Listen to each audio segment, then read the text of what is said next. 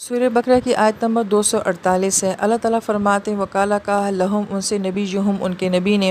اب یہ نبی کون ہے؟ اس کے بارے میں بائبل یہ کہتی ہے کہ ان کا نام سمیل تھا، مگر قرآن ان کے نام کے بارے میں کچھ نہیں بتاتا ہے۔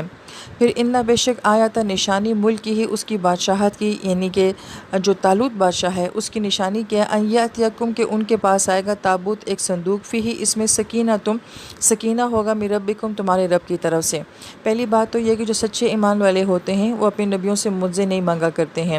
جو معجزے مانگتے ہیں وہ سچے ایمان والے نہیں ہوتے۔ اس کا مطلب ہے کہ یہ بھی دل سے ان نبی کو نہیں مانتے تھے۔ بہرحال نبی نے یہ کہا کہ ایک صندوق آئے گا۔ اس صندوق کے بارے میں مفسرین کرام فرماتے ہیں کہ اس میں موسیٰ علیہ السلام کا عصا تھا، اور وہ لوح وہ تختیاں جس میں تورات لکھی گئی تھی موسیٰ علیہ السلام کو دی گئی تھی وہ موجود تھیں۔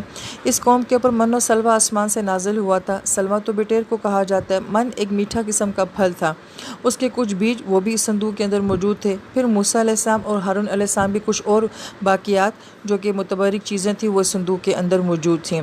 اور پھر اس کو کہا گیا کہ سکینہ من ربکم کہ اس میں تمہارے رب کی طرف سے سکینہ ہے۔ اور سکینہ لفظ جو ہے جیسے کہ ہم بولتے ہیں ساکن، سکون، مسکین، سکینہ، یہ سب جو ہیں وہ ایک ہی طرز کے الفاظ ہیں۔ مگر اس صندوق کو جو ہے وہ سکینہ کہا گیا جس میں کہ موسیٰ علیہ السلام کی باقیات ہیں۔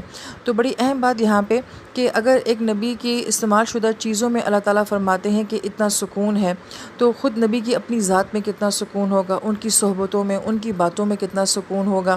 اب جب موسیٰ علیہ السلام کی صندوق کو جو سکینہ کہا گیا ہے تو اس امت کے لیے یہ سکینہ کن چیزوں میں ہے؟ جیسے کہ ہمارے لیے بیت اللہ ہے، حجر اسود ہے، ہمیں اس کے ساتھ ایک سکون محسوس ہوتا ہے۔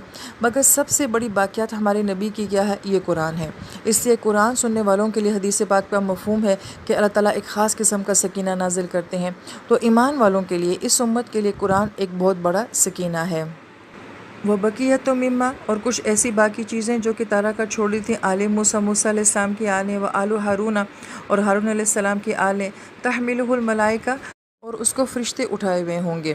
یہ صندوق جو ہے مشرکین نے یہودیوں سے حاصل کر لیا تھا، اور جہاں کہیں بھی یہ صندوق جاتا تھا وہاں پہ وبائیں، بیماریاں، مصائب بہت زیادہ ہوا کرتے تھے، یہاں تک کہ انہوں نے خود ہی جو ہے اسے چھٹکارا حاصل کرنے کے لیے اس صندوق کو ایک پانی میں ڈال دیا تھا کہ پانی جہاں چاہے اس کو لے جائے۔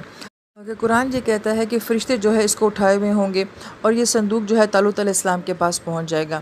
ان فی ذالک لآیہ بے شک اس سارے معاملے میں بھی ایک نشانی ہے، سوچنے والی باتیں ہیں لکم تمہارے لیے ان کنتم مومنین اگر تمہارا ایمان ہے۔